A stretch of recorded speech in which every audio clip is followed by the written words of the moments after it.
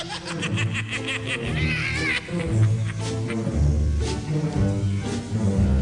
ain't necessarily so. It ain't necessarily so. The things that you're liable to read in the Bible, it ain't necessarily so. David was small. Right. My name is Nadine Herman, and I'm the music director of the Newark School of the Arts. I'm also joined here today Mauricio Molina, who is the director of the conservatory at the Newark School of the Arts, and with our special guest, baritone Lawrence Craig. I know that— Pleasure to be here. No, Lawrence, but in case you don't, let me tell you something about our very special guest today.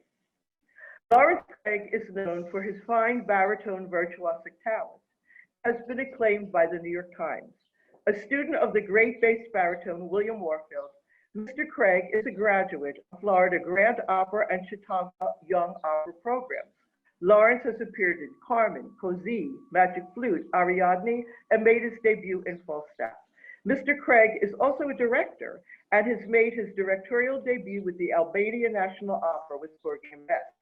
Other opera credits include Slim in Carlisle, Floyd's of Mice and Men with the Phoenicia Opera Festival, and in Blue Monday with On-Site Opera and Harlem Opera Theater. Yes. He was also seen as Sport and Life with Virginia Opera and its street scene with Opera de Toulouse.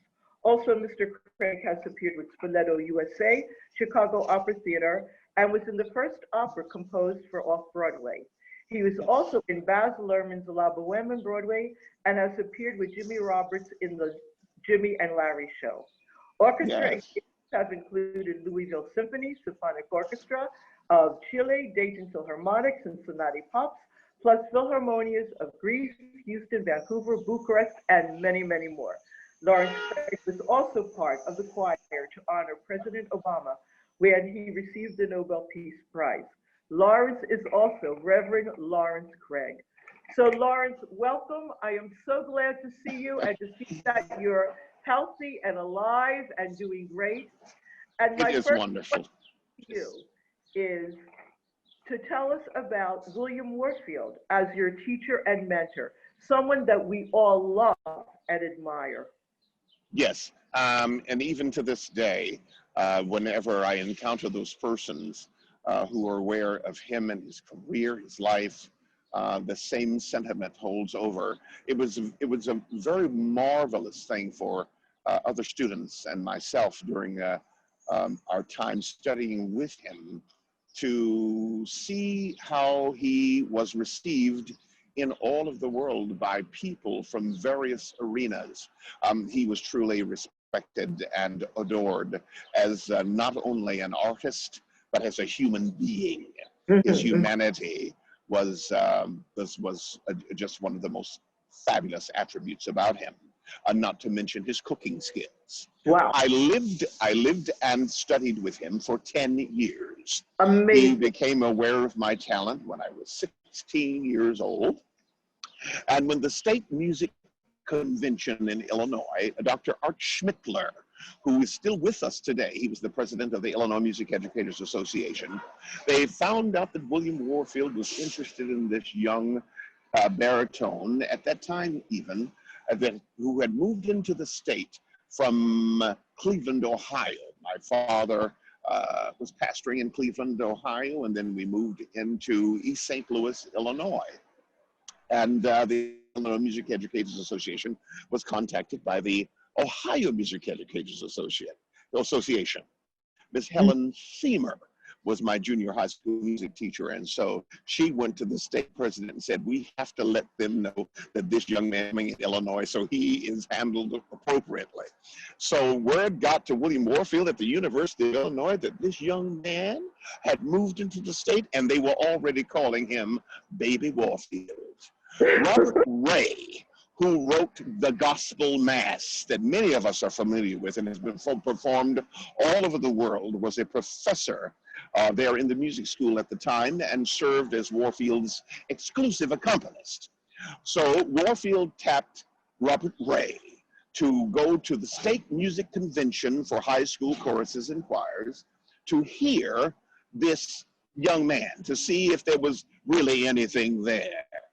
The State Music Educators Association president ensured that I had an appropriate solo that would show me off for the event. I sang with everything in me, every fiber of my being, Jimmy crack corn, and I don't care. And Robert Ray, as I understand, went back to the University of Illinois and said, Bill, it's true. It's a baby Warfield. The first plane ticket came to East St. Louis, having me to come to the University of Illinois, and thereafter a plane ticket every month came through my the junior and senior years of high school, and then on to the University of Illinois proper for my freshman year of college through master's program. And I finally got to move out of the dormitories after my senior year. All of my friends had moved out, but Warfield wasn't letting me go anywhere.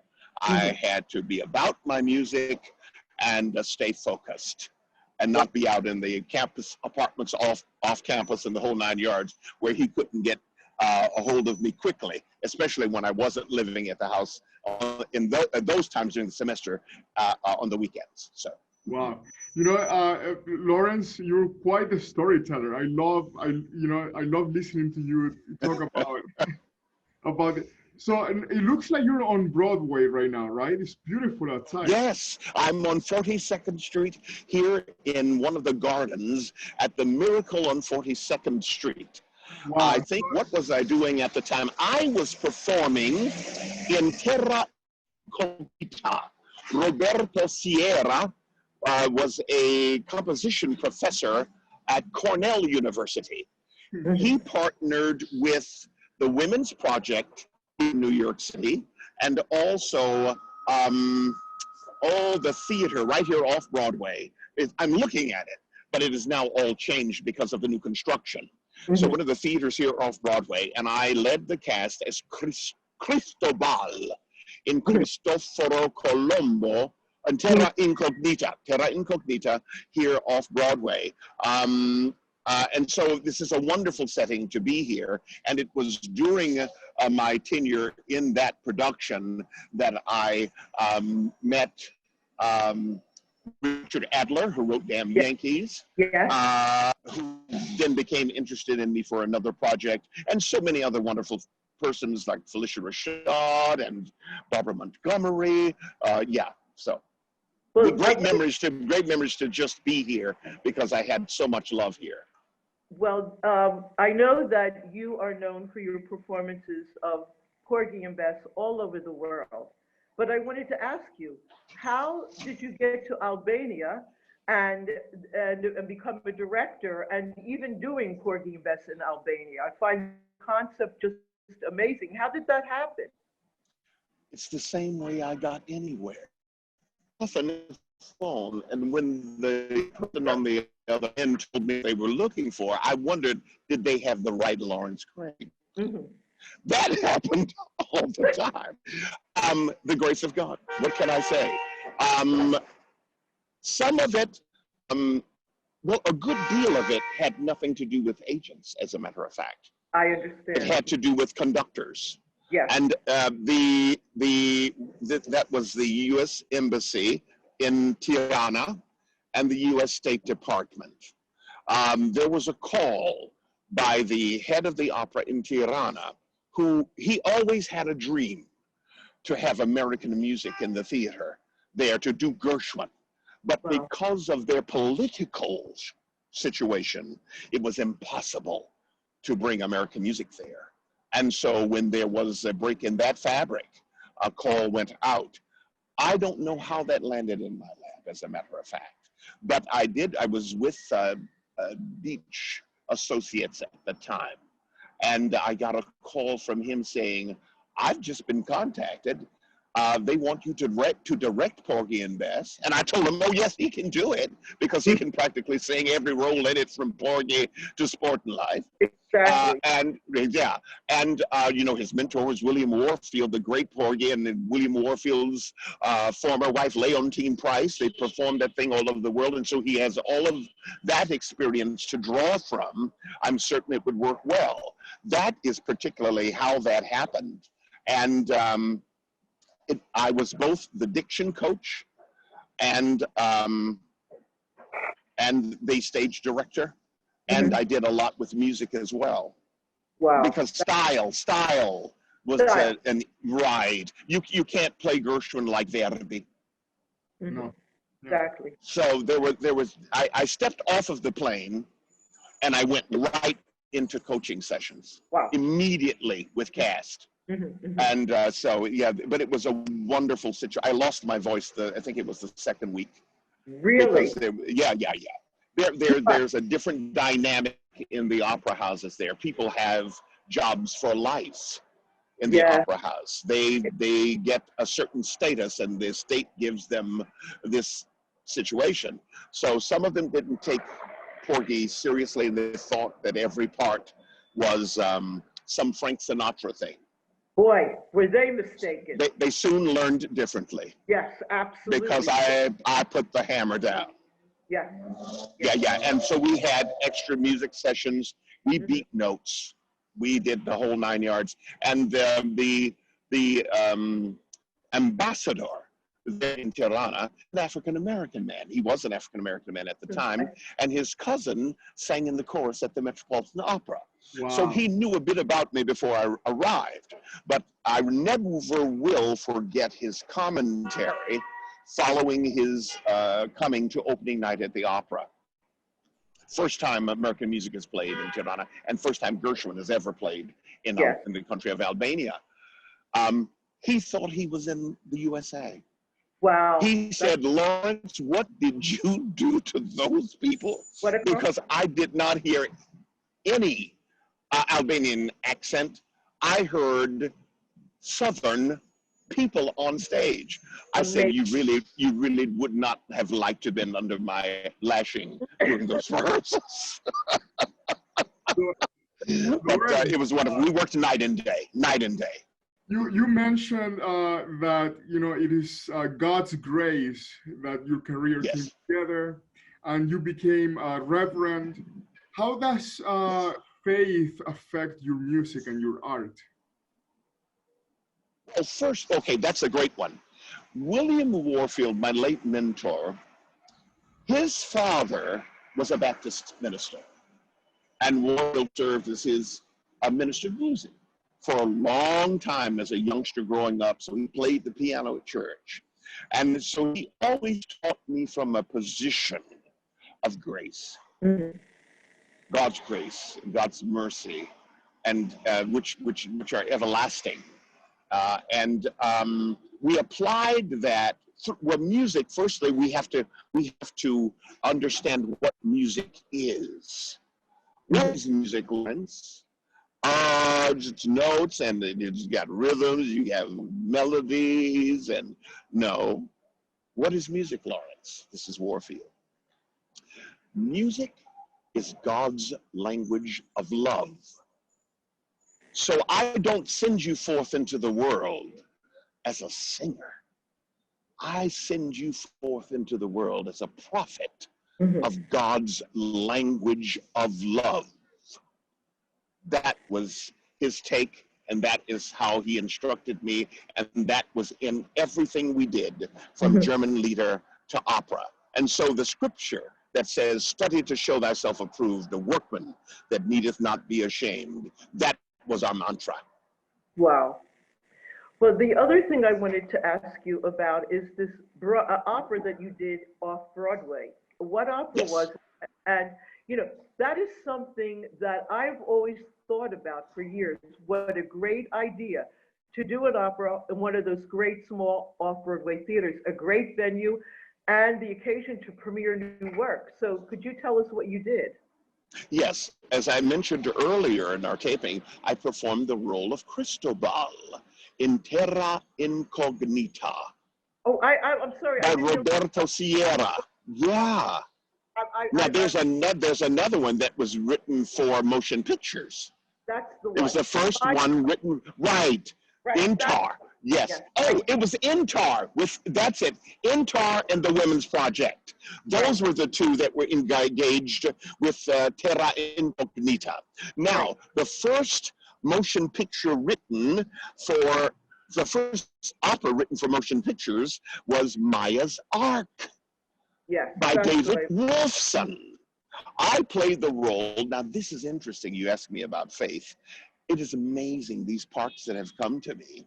I played the role of Reverend White in Maya's Ark. It's a true story about a young woman in Newark, New Jersey, who came to a pastor from an addicted drug situation. I think from another program or from incarceration. And he gave her a small job around the church to help her to start building her life back. And she received a vision from God and started collecting wood from all around the neighborhood and began to build an ark in the parking lot of the church. And the parking lot of the church was the only place that the congregants had to park. The congregation was waning, and the pastor was trying to figure out how they were going to pay the bills and the whole 9 yards. When he found out that Maya was building an ark on the parking lot and nobody had any place to park, he hit the ceiling. He called her in. And then the vision became his vision through their conversation. And that church found salvation in the fact that the seats were empty. It found salvation and was overwhelmed by persons coming to church, not only to worship, but to have an experience with the ark.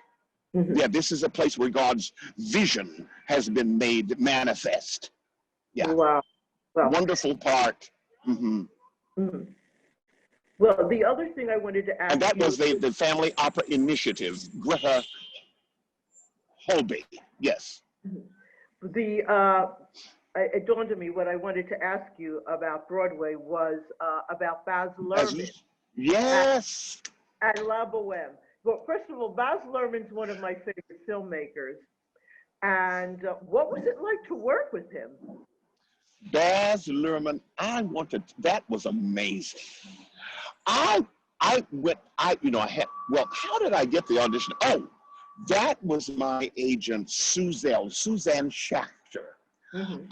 Suzanne did not particularly care for my jetting back and forth out of New York City to go and do concerts and other things like that. She says, because you are going to be famous, young man, and I need you to be in New York so I can get you, so that I can make sure that you're attached to the appropriate persons. I was out of the country somewhere, and by the time I got back in a situation where I could turn on my cell phone, it was going crazy. Warfield was even calling me. Wow. Saying, Lawrence, you got to get in New York City. Baz Luhrmann wants to see you. And so I got connected and I got to see him. And when I did see him, I was out of the country performing something. I don't know what it was. Sometimes I'd be out 2 or 3 months because I do Beethoven 9th Symphonies, Carmine Burana's, maybe an opera. And then the concert version of Porgy and Bess is what I've done most of. The soprano and baritone version where I get to do Porgy, Sport and Life, and Jake.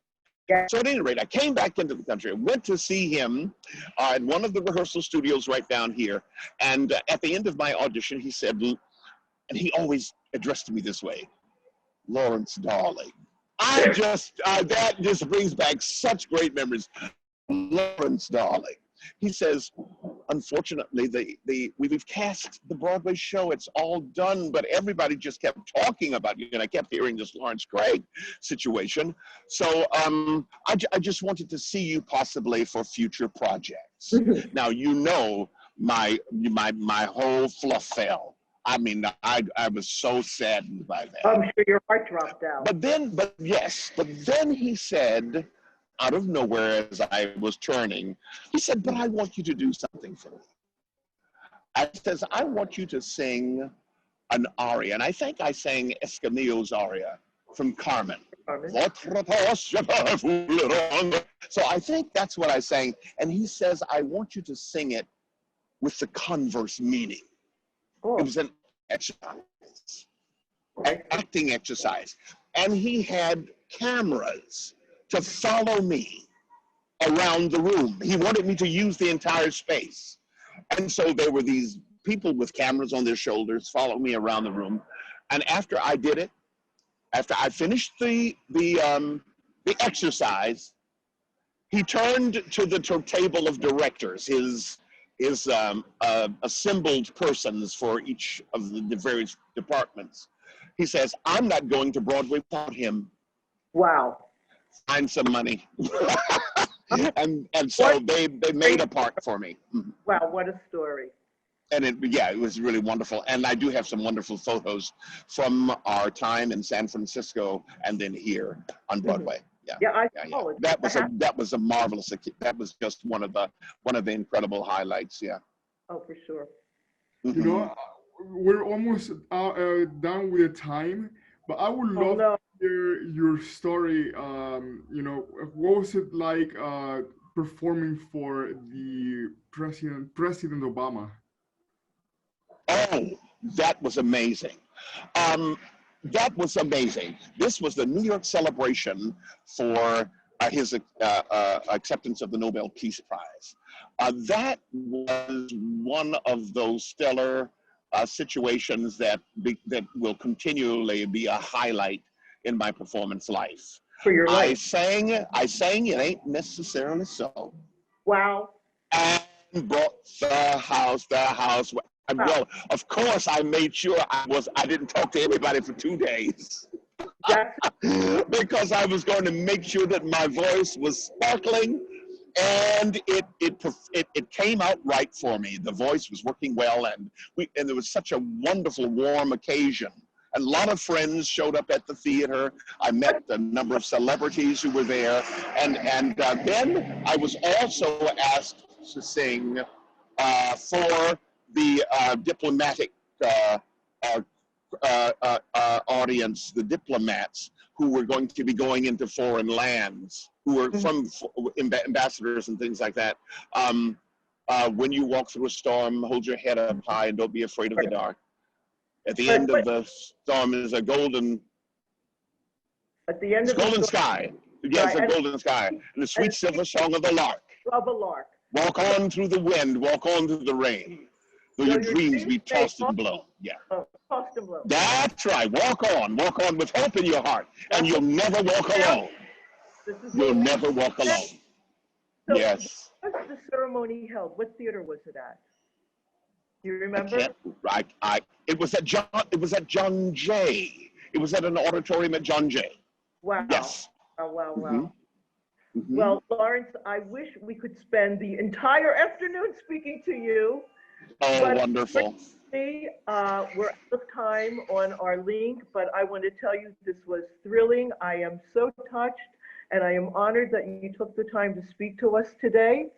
Yes. And, you know, I would love to do part 2 of this interview. I would Wonderful. love to. Would that be you see, I'd like to interject something. You see me like this today. I'm running in. This is Thanksgiving time. I'm running in from the Salem United Methodist Church in Harlem, where I serve in a ministry dealing with feeding the poor and the needy. So we have just finished preparing for a huge giveaway we're doing. There we are. I think we're gone. Yeah. Are we gone? Yeah, we're gone. We're still on. We're still on. Oh, we are? Oh, there we go. Okay. So we just finished preparing for the huge turkey and the food giveaway tomorrow. And I just made it by 10 minutes to get this set up and meet you. Wow. Yeah. Well, for some reason, you've disappeared from my camera, but I want to thank you for doing this. Thank you. Therefore, thank you so much. I wish you the very best, and I hope to see you soon, and to see you soon with Jimmy Roberts. I forgot to mention. Yes, I still have a piece to send you. Jimmy and I performing. Right. Yes.